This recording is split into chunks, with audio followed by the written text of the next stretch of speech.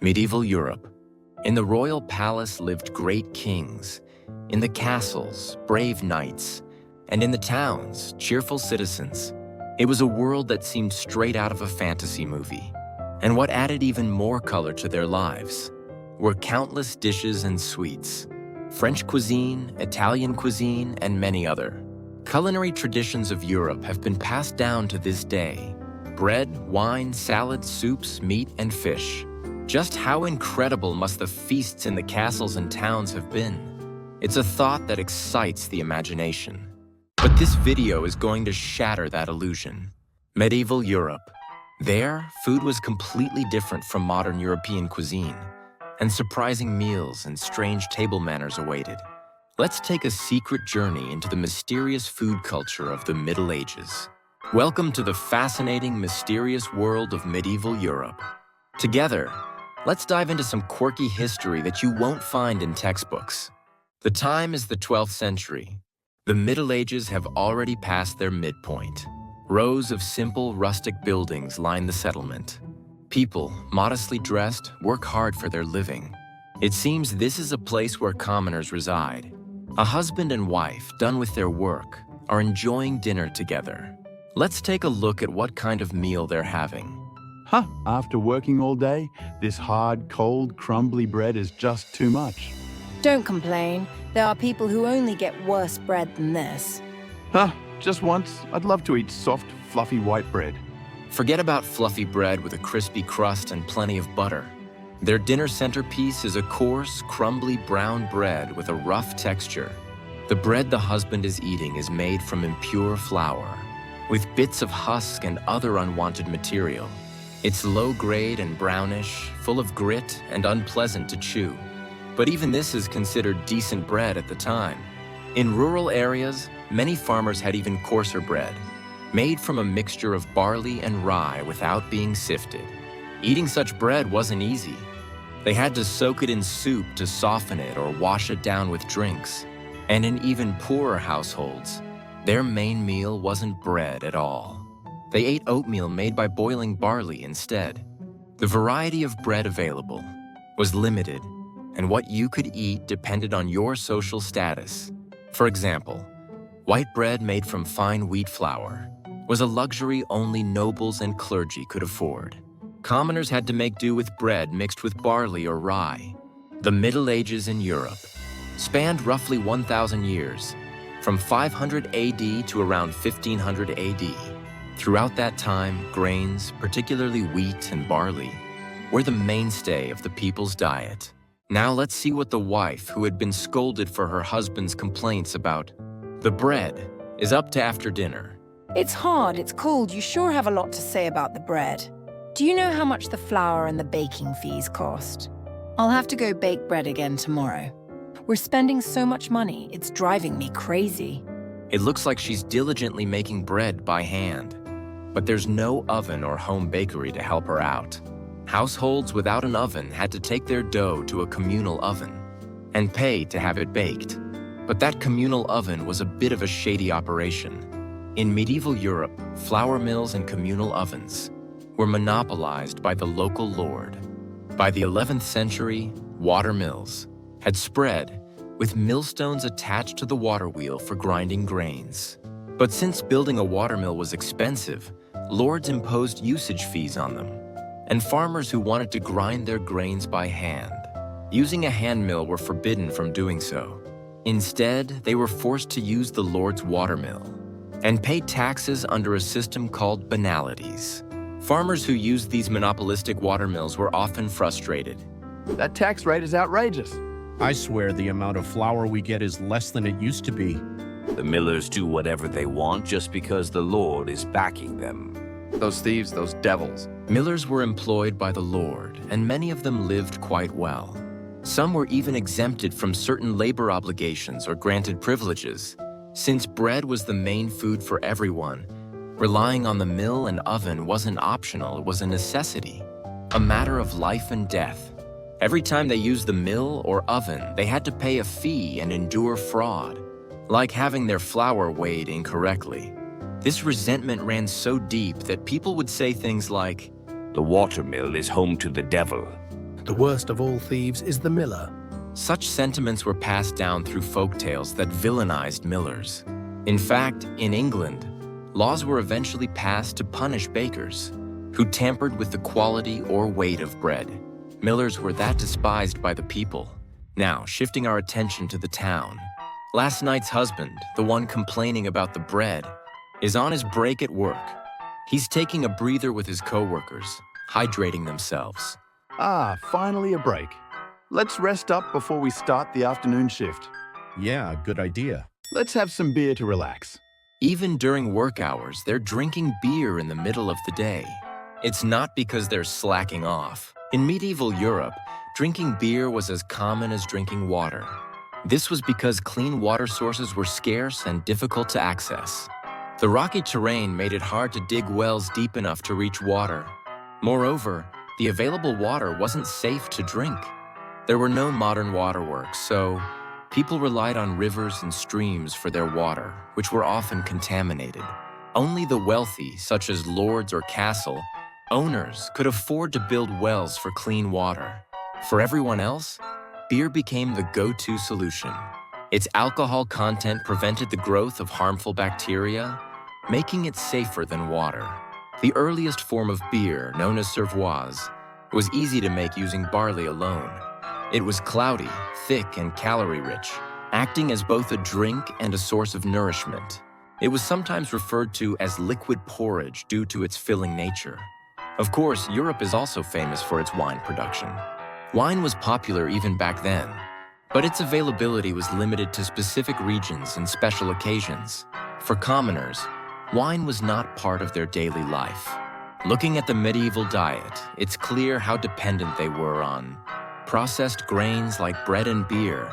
But what would happen when their crops failed? Droughts, poor weather, or locust infestations could easily devastate entire harvests. In fact, a massive famine occurred in 1315 due to poor weather. With crops failing, even the wealthy were affected, and the poor were hit hardest. Many families couldn't even get enough bread to feed everyone. In desperation, some parents abandoned their children in the Ee. Wood stories like this inspired the famous fairy tale Hansel and Gretel. This heavy reliance on grains meant that poor harvests often led to widespread hunger and death. Let's change the scene and focus on a castle atop a small hill.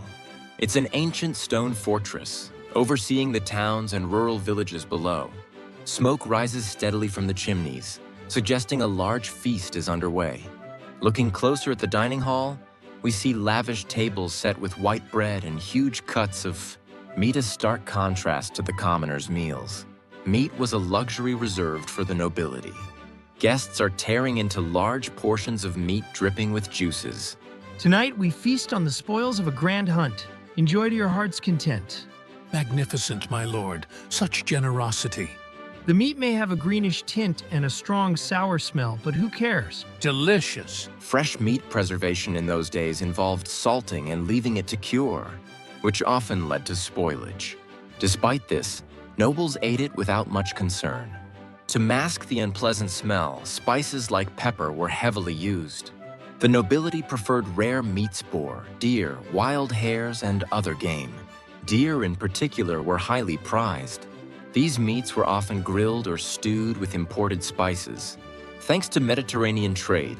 But spices like pepper and nutmeg were expensive, and only the wealthiest could afford them regularly. Meanwhile, outside the castle, the town is buzzing with excitement. It's the day of the annual festival, which explains the feast. From street vendors, the smell of roasted meat wafts through the air. Let's take a peek at the festivities. Hey, that's my meat. You want to fight over it? Let's take this outside. Oh, I'm ready, bring it on. The festival quickly escalates into a meat-fueled brawl. In a time when meat was scarce, particularly for commoners, such fights weren't uncommon.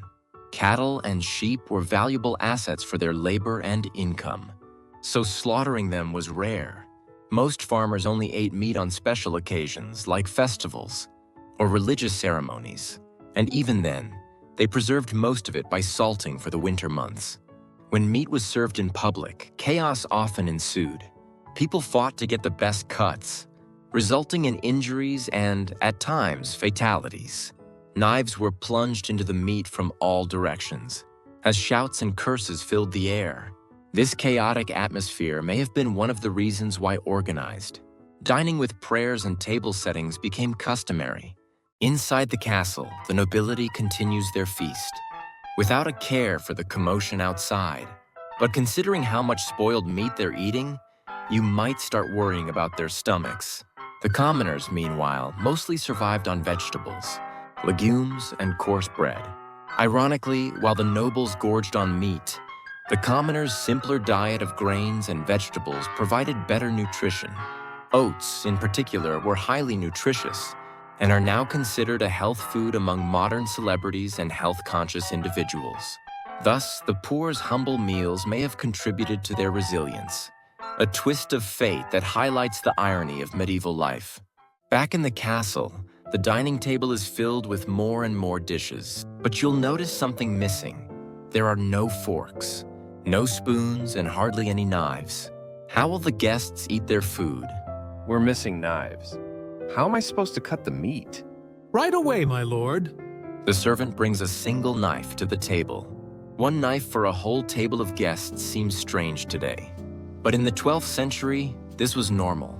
The host provided a large carving knife to cut and serve the meat, a task that symbolized authority and fairness. The act of slicing and distributing the meat was seen as a demonstration of leadership. Only the most important person at the table, often the host or a high-ranking noble, would handle the knife. Personal cutlery like knives or forks was uncommon, and guests did not carry their own until much later, around the 15th or 16th century. So why weren't forks and spoons used earlier?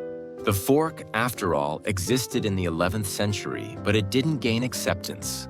Its sharp, pronged appearance made it look like a weapon, and it was considered inappropriate for a refined dining experience. Spoons, on the other hand, date back more than 20,000 years. However, in medieval Europe, they were primarily used as kitchen utensils or makeup, tools similar to modern ladles or spatulas.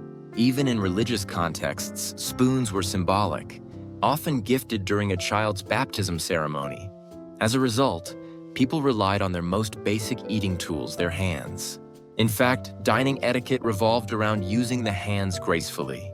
Nobles would delicately pick up food using only 3 fingers, the thumb, index, and middle fingers, while commoners used all 5. This difference was a subtle way to distinguish between social classes.